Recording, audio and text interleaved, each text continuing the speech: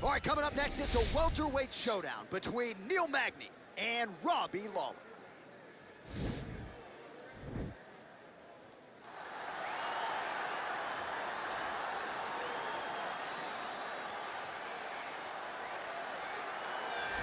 He is one of the most popular fighters on this roster, top to bottom. The former UFC welterweight champion, ruthless Robbie Lawler, made the UFC debut, how about May 10th, 2002, at UFC 37 against Aaron Rodgers. And right away, you had his coaches saying, this kid's gonna be a future UFC champion. He had all the ability. He had the wrestling chops, he had the striking, but he also had that meanness and that toughness that you look for in a fighter. And when he got back to the UFC after he left Strikeforce, the knockout of Josh Koscheck, and then the head kick of Bobby Volker, you knew you were looking at a different Robbie Lawler. His fight against Rory McDonald, UFC 189, July of 2015, one of the best, most memorable fights in UFC history. Lawler looking to add to his appreciable legacy here tonight.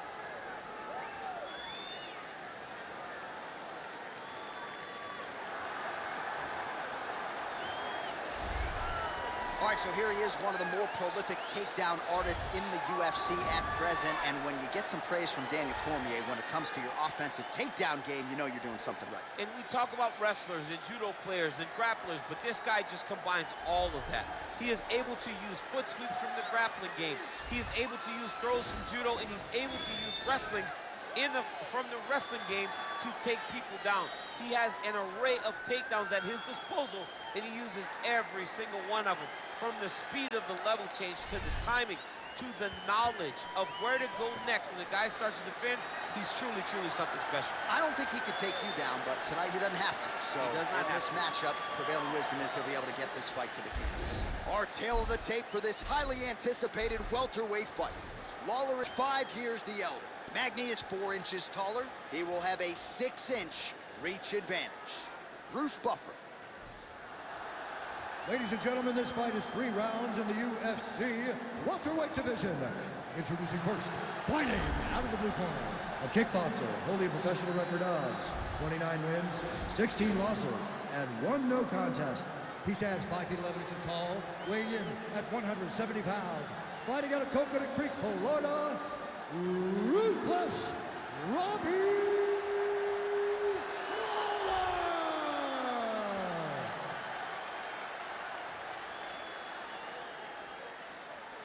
And now introducing his opponent, fighting out of the red corner, a mixed martial artist holding a professional record of 27 wins, 11 losses.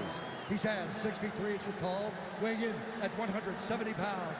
Fighting out of Denver, Colorado, Neil Magny. And when the action begins, our referee in charge, Eve Levine. The veteran Eve Levine draws the assignment here. Ready?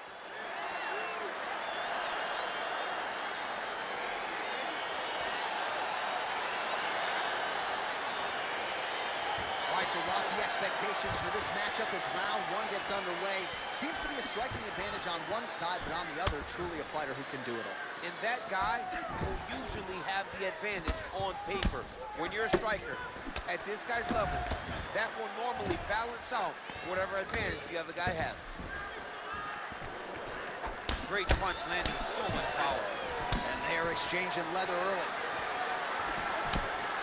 Mixes it up nicely in terms of staying heavy and also staying active. All right, here we go, early round 1. We talk about wrestling being a great equalizer in MMA, but length and reach is another one. He's got a great jab. We'll see if he can employ it. You have got to be born with it, right? You don't get taller. When you're a tall guy, you have to understand, make your skill set match your physical ability. And this guy has done this tremendously.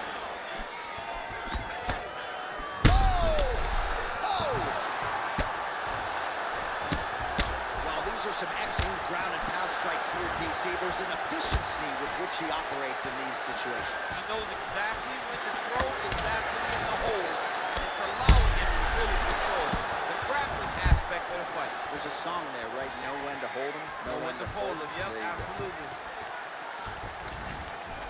So fighter a little bit stunned, holding on to him now, not doing a ton, just looking to recover. Oh, effective strike there by Neil Magny. Flicks the guard, lands the right hand. tie there. So just over 20 total strikes unofficially have landed for ruthless Robbie Lawler. Lands the right hand. All right, he'll engage in a single collar tie. Master of the transition. Nice scramble. Ooh, what a punch. Lawler gets touched by that kick right to the body there. Nicely done by the opponent. Big power shot there.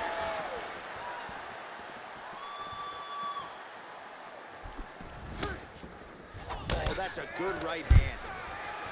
Stuffs the takedown, no problem. Nice strike to the midsection, glances.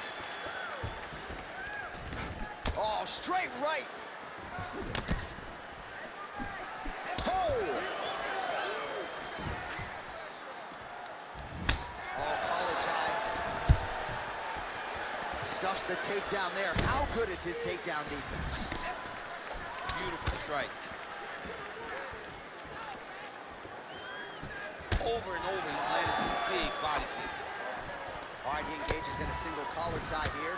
So he counters with an effective punch there, and at least in that situation, it paid to have the advantage in the punch.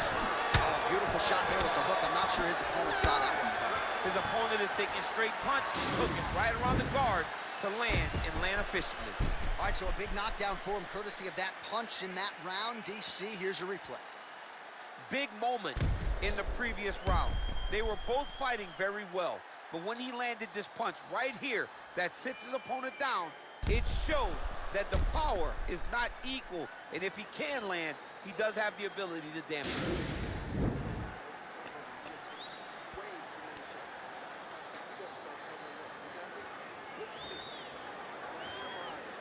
So round two is now upon us. Neil Magny. Ready? And the one, the only, ruthless Robbie Lawler. Oh, nice punch there by Lawler. Real sneaky body kick. All right, well, he's landed some good shots tonight, but there's no three-piece, there's no soda. More often than not, it's one and done. He's not even getting a combination. I mean, if you're gonna sit there at the drive-thru, order a combination, take the soda with your food, give him the right hand behind the jab, give him the hook behind the right hand, jab, right hand, hook. That's 2 pieces of chicken and a biscuit. Finish him off with the uppercut. That is your soda. I mean, come on, man. Let this guy have the whole thing. So we call on the numbers here, DC. 39 total strikes. He needs to start looking to finish now because he's got his opponent hurt very bad.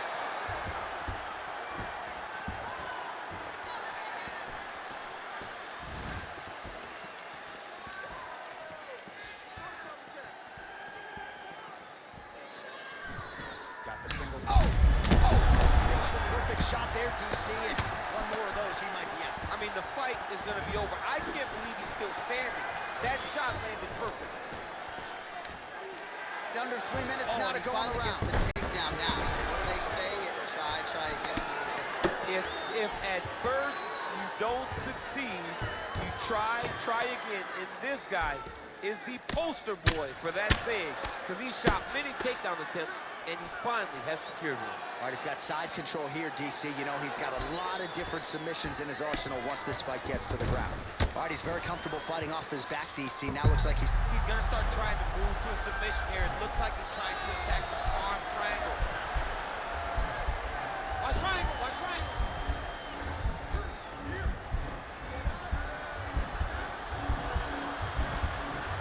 Needs to push the arm to the side. Get his head against the mat. Now watch as he goes to the finish. Watch his chest go. And this might just be a matter of time. Wow.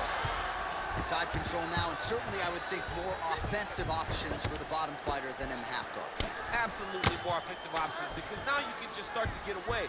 You can just go to a wrestler stand-up. Get to your knees, post your hands. Don't allow him to get his hooks in, right? Really be aware of the hooks. But get to your hands, stand up, fight the hands, break away and escape. But it's so much more free-flowing than a half guard in the side control, because all you need to do is just get the opponent's body up, because his legs are just free to move. His legs are not controlling anything. His legs are just free, so you have more freedom to use yours. Keeping busy here off of his back. Nice offense now from he the has bottom. a headlock trying to pin his opponent's back down flat onto the mat. Look from the transition to an arm triangle to try to chase the finish. Oh, and there's the horn at the end of the round. So the fighter was really caught in a submission there just as the horn sounded. Safe to say he was saved by the bell there. So back to the stools they go. 60 seconds to recover here. We're gonna fight on, ladies and gentlemen. Another round coming up.